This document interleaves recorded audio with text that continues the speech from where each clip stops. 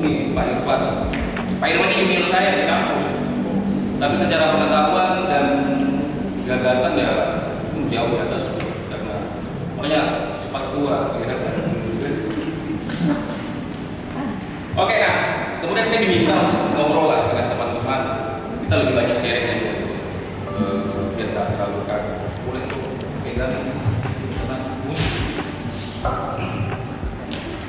ngobrol-ngobrol tentang toleransi masyarakat Bugis dan Makassar sejak abad 16 dan 7-nya hingga kini. Nah, saya bagi dua hal. Yang pertama ada beberapa fakta sejarah, yang kedua tentang kearifan lokal yang kita miliki di Sulawesi Selatan. Yang pertama, next boleh.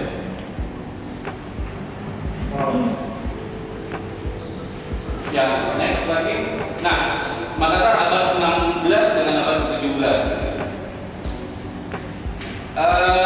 Yang panjang ya untuk menjelaskan tentang ini langsung saja. Dia mau bicara, ambil saja 5.000.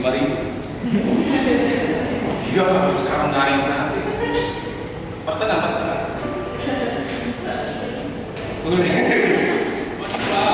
Oke. Keruntuhan Malaka, awal perkembangan Bandar Makassar. Setelah Malaka dikuasai Portugis pada tahun 1511, banyak pedagang Melayu awalnya mengikuti penguasa mereka dalam perjalanan untuk memperoleh uang. Namun kekerasan dan penghancuran yang terus oleh Portugis menyebabkan perdagangan menjadi sulit bahkan genting. Melihat keadaan itu, banyak sekali pedagang Melayu menyebar ke kerajaan lain demi mencari tempat di mana perdagangan dapat dijalankan secara aman dan menguntungkan. Kemudian dapat memperoleh jaminan perlindungan dari penguasa setempat. Menyebut Makassar bukan Makassar sebagai entitas sebagai suku, Makassar sebagai suatu kawasan ya, bandar niaga yang ada di Sulawesi Selatan. Nah ini Raja Goa ke-14, Sultan Alauddin, tahu kan? Ada jalan Sultan Alauddin di situ. Itu pernah mengatakan selama laut biru, semua orang sama kedudukannya di mata raja. Selama mereka mau berdagang, Makassar terbuka untuk siapa saja. Jadi siapa saja boleh berusaha tanpa perbedaan. Nah bayangkan di abad ke berapa? 16. Melayu tiba di Makassar, mereka meminta jaminan kepada Raja Goa. Raja Goa saat itu I Manriwamu Daeng Boto Karaeng Lakiu Tunipaganda Ulaeng 1510 sampai 1506. Tak hanya menjamin hak-hak mereka, tetapi lebih jauh sang raja menjamin orang Melayu itu dengan kata-kata, ketika sapiku lelah, saya akan membawanya bermain ke kubangan. Ketika angkutannya berat, saya meringankannya. Saya akan melakukan hal yang sama untuk sesama manusia. Saya cuma meminta Anda untuk tidak melakukan pembunuhan di kerajaan saya tanpa sepersetujuan saya. Saat itu, mulailah sejarah panjang kerjasama antara komunitas Melayu di Makassar dan penguasa Goa. Nah, pada saat itu tadi udah Malaka. Ketika sapi itu lelah, saya akan membawanya bermain ke kubangan. Ketika angkutannya berat, saya meringankannya. Saya akan melakukan hal yang sama untuk sesama manusia. Maksudnya, hewan saja kita lindungi dan kita hargai di tanah Makassar ini. Apalagi kaum manusia. Seperti itu. Nah, ini dikenal bahwa perjanjian apa namanya itu yang lumayan tertua yang ada di Nusantara pada saat itu. Setelah itu mulailah beberapa rombongan pedagang-pedagang Melayu untuk datang di sini dan diberikan tempat. Nah, Makassar bandar dunia. Kalau tagline-nya apa Pak? Siapa wali kota? Kota dunia. Makassar kota dunia. Makassar bandar dunia. Coba, dari mana ini? 613, Sultan Alauddin 1590 sampai 1593 membolehkan pendirian pabrik milik Kongsi Dagang Inggris.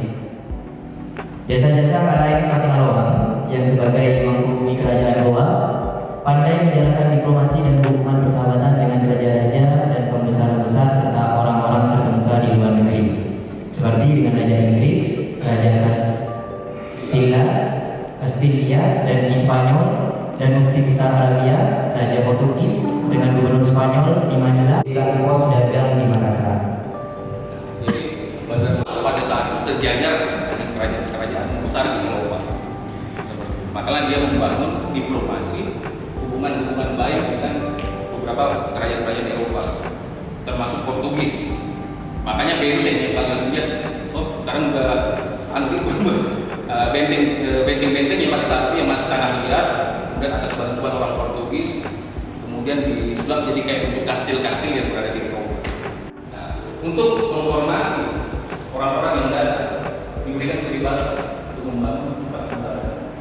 Dia masuk salah satu katedral. Itu tahun 1633, tak lepas dari peran Raja Goa yang pertama kali memeluk Islam, yaitu Sultan Alauddin.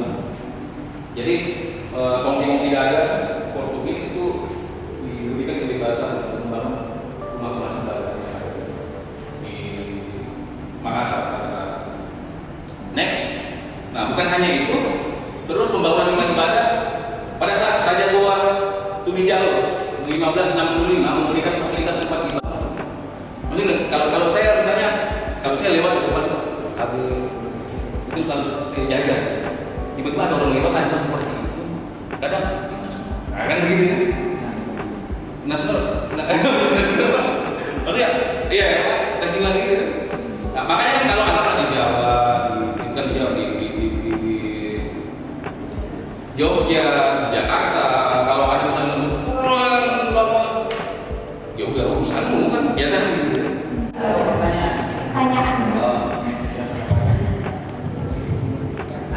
Pertanyaan saya, bagaimana sih perkembangan mulai dari kebudayaan, bahasa yang ditonjolkan oleh pada suku Bugis gitu. Terus gimana cara kita itu bisa tahu ini orang itu suku Bugis atau bukan gitu loh Pak. Sama mau nanya lagi mengenai adat istiadat dari orang Bugis Makassar mengenai pernikahan itu kan ada uang wedding. Itu saya tuh nggak tahu. Ya itu tuh emang udah apa adatnya dari sebelumnya atau memang cuma jadi kayak status sosial aja gitu Kak. Terima kasih. Oke, Wan. Satu lagi. Satu poinnya saya tambah terkait kata tabir itu ya yang bukan dari komisi atau apapun.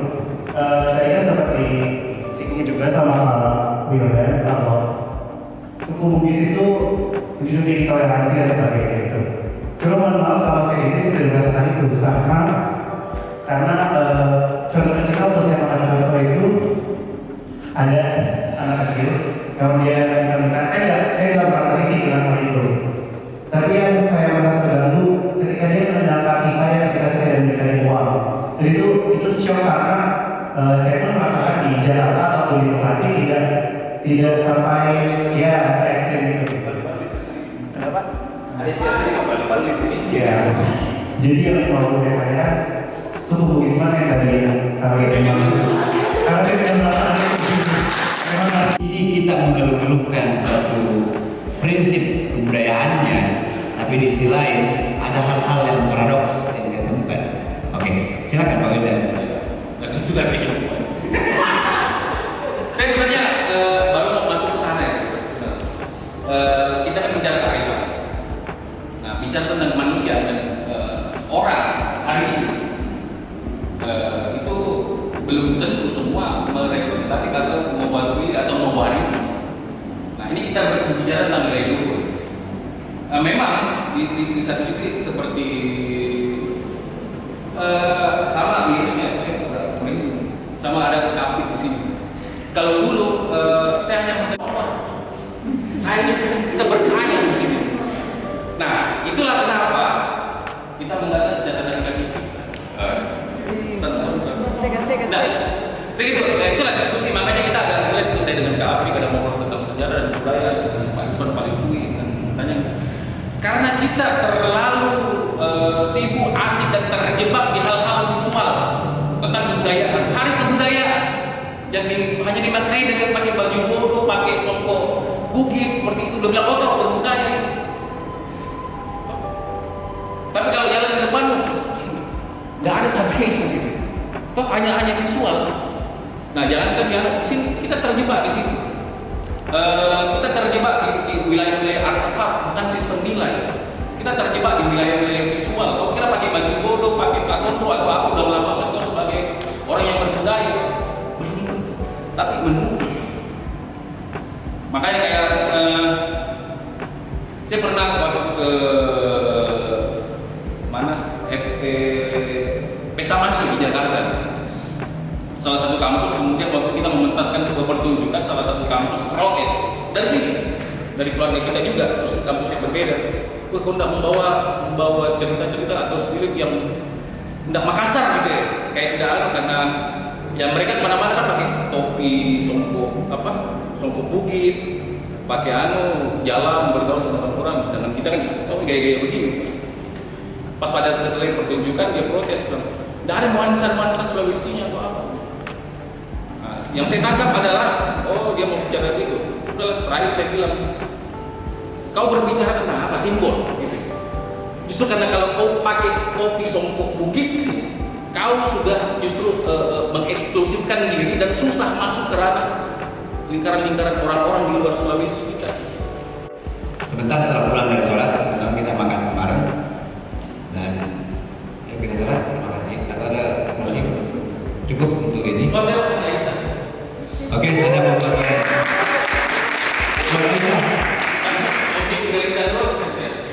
Itu tidak banyak temannya di dalam.